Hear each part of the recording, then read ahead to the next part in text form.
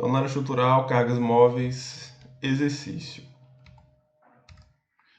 Então, para a viga abaixo, traçar as envoltórias de esforço cortante e momento fletor para os carregamentos indicados.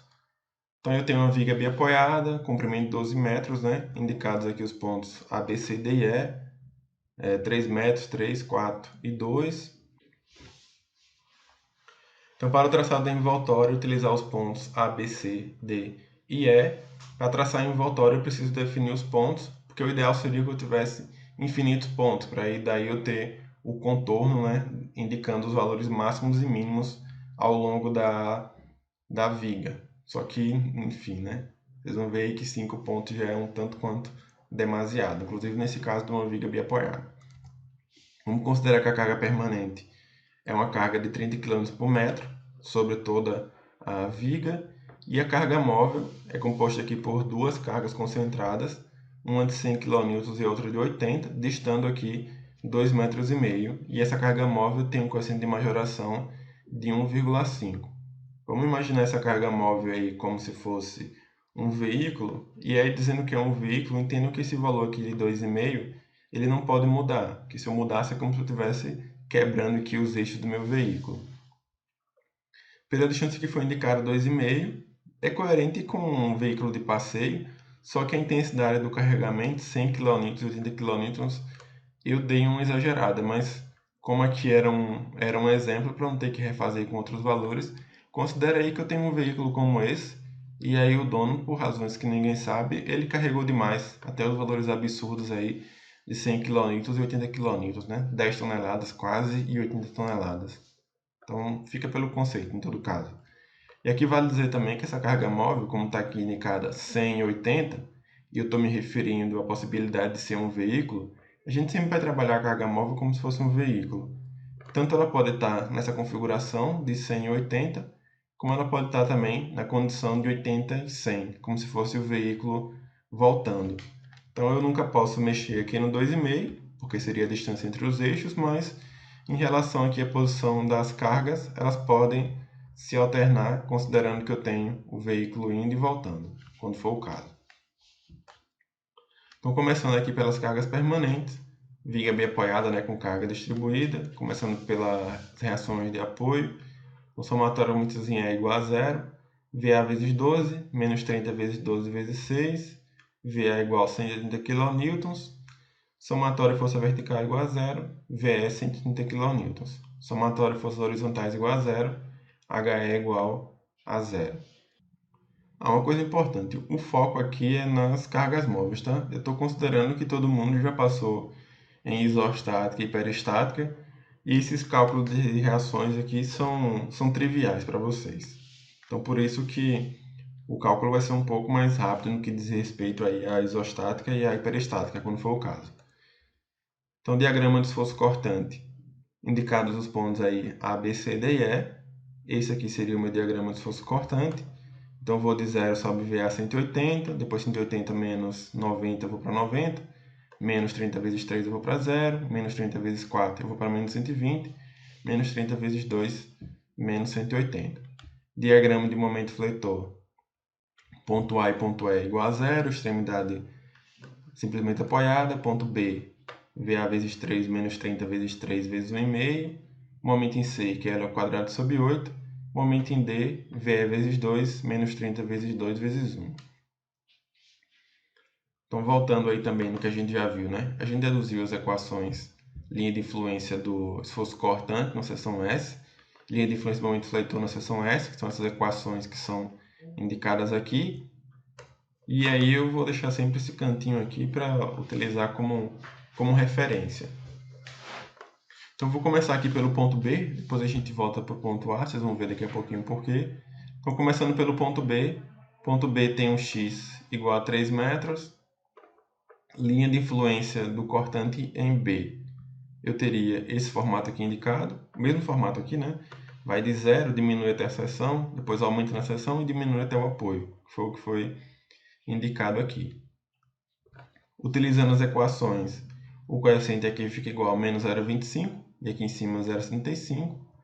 Fazendo a mesma coisa para o momento, linha de influência de momento no ponto B. tem esse formato, que é o mesmo que a gente deduziu. Então, vai de 0 até o máximo na seção, chegou na seção, reduz aqui até outro apoio, justamente o que indicou. Então, utilizando essas equações, o coeficiente seria igual aqui a 2,25. Então, a brincadeira agora é determinar o valor máximo e mínimo para esses esforços. Essa aqui é a carga móvel, 100 kN e 80 kN, distando 2,5. E aí a pergunta é, onde é que eu tenho que fixar essa carga, onde é que eu tenho que parar essa carga em cima da viga para que eu tenha o maior valor do esforço cortante, o menor valor do esforço cortante, o maior valor de momento fletor e o menor valor de momento fletor.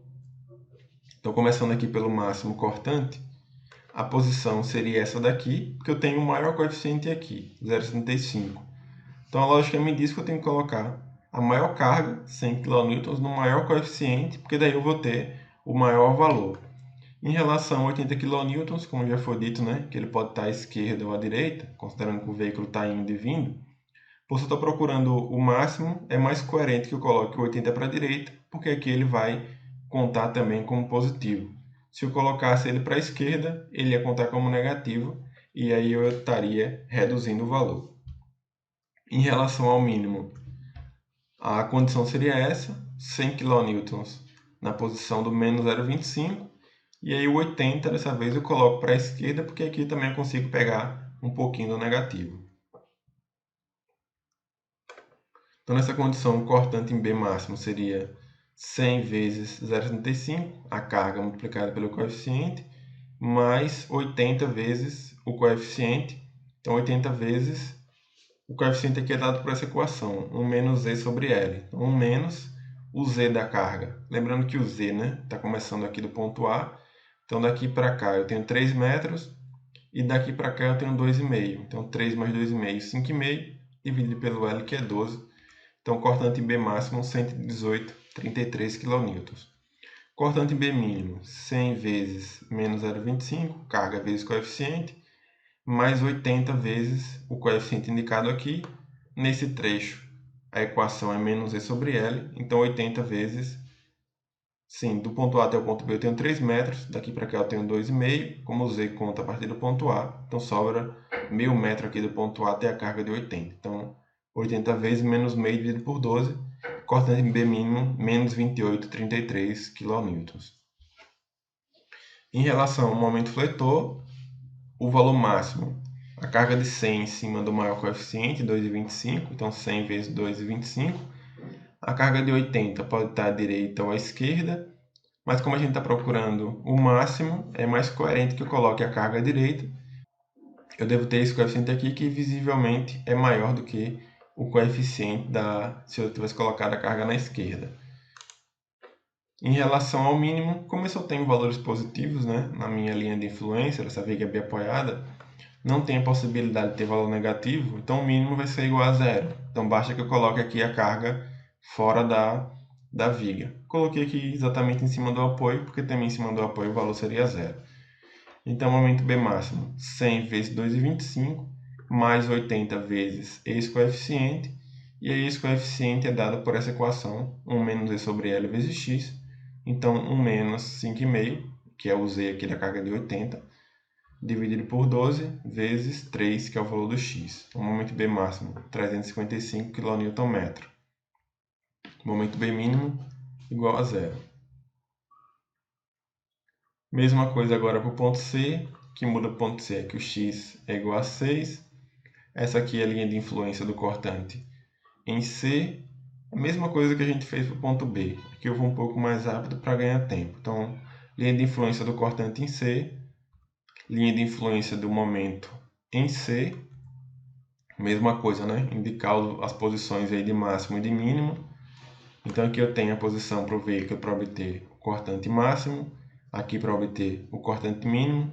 Só seguir o mesmo raciocínio lá do ponto B. Cortante em C máximo, 100 vezes meio, mais 80 vezes esse coeficiente. Cortante em C mínimo, 100 vezes menos meio, mais 80 vezes esse coeficiente, dado aqui pelas equações que foram indicadas.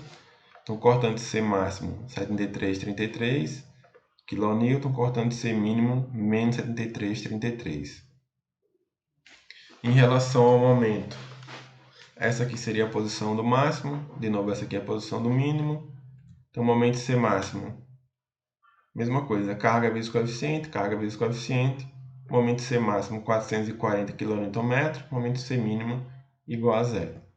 Ponto D eu tenho x igual a 10 metros. Mesma coisa, linha de influência do cortante em D, linha de influência do momento em D. Deduzir aqui os valores, né, utilizando essas equações, indicando aí a posição de máximo e de mínimo. Aqui eu já tenho indicado, né, todo mundo de uma vez. Então, para obter o valor máximo do cortante em D, maior carga no maior coeficiente, o mínimo maior carga no menor coeficiente. A carga de 80, a segunda carga, né, verificando aqui a condição lógica. A mesma coisa também para o momento.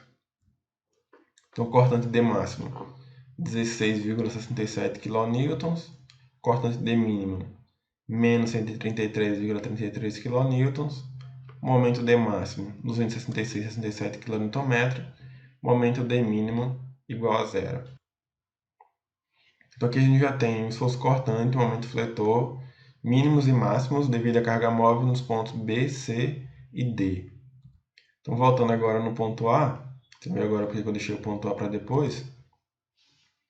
Aqui a gente tem as linhas de influência do ponto B, do ponto C e do ponto D.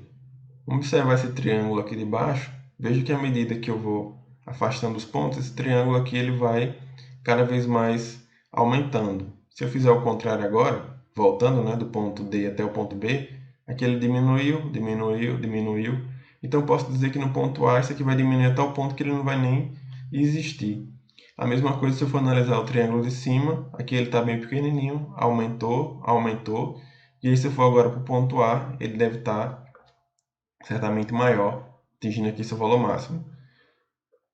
Então, linha de influência do cortante no ponto A, esse triângulo aqui de baixo não deve existir e o de cima deve ser com sua intensidade máxima. Do mesmo jeito, quando a gente for pegar a linha de influência do cortante no ponto E, esse daqui de cima deve diminuir a tal ponto de não existir e o de baixo deve aumentar a tal ponto de ter o seu valor máximo. Em relação ao momento fletor, veja aqui que do ponto A até o ponto B, ele aumentou, de B para o C aumentou mais um pouco, e aí do C ele voltou a diminuir. E aí nessa condição, ou mesmo utilizando aqui as equações, a gente vai verificar que a linha de influência do momento fletor no ponto A e no ponto E vai ser nula, né? Vai ser igual a zero. Até mesmo porque a gente sabe que nas extremidades, né, que estão simplesmente apoiadas, o momento é igual a zero. Então, independente de ser carga permanente ou móvel, extremidade simplesmente apoiada, momento igual a zero, nada mais justo do que a linha de influência fosse nula. Então, a linha de influência do QA fica com essa forma indicada. Linha de influência do MA é nula. Mesma coisa, né? Indicar a posição do máximo e do mínimo. Então, máximo, maior carga no maior coeficiente. Aqui está 80 também, do lado da direita, para poder pegar o valor positivo aqui. O mínimo é zero, né? Eu não representei o carregamento, porque senão ia terminar entrando no outro. Mas fica subentendido que é a carga fora da viga. Linha de influência do momento em A foi nula. Cortante A máximo fica igual, então, 163,33 kN e o A mínimo, zero. Em relação ao momento, como a linha toda é nula, pouco importa a posição que eu colocar o carregamento, o máximo e o mínimo vai ser igual a zero. Em relação ao ponto E, que tem um x igual a 12, linha de influência de QE tem agora esse formato, linha de influência de ME nula novamente, o valor de máximo do cortante E é zero, o mínimo eu vou obter com uma carga posicionada nessa posição.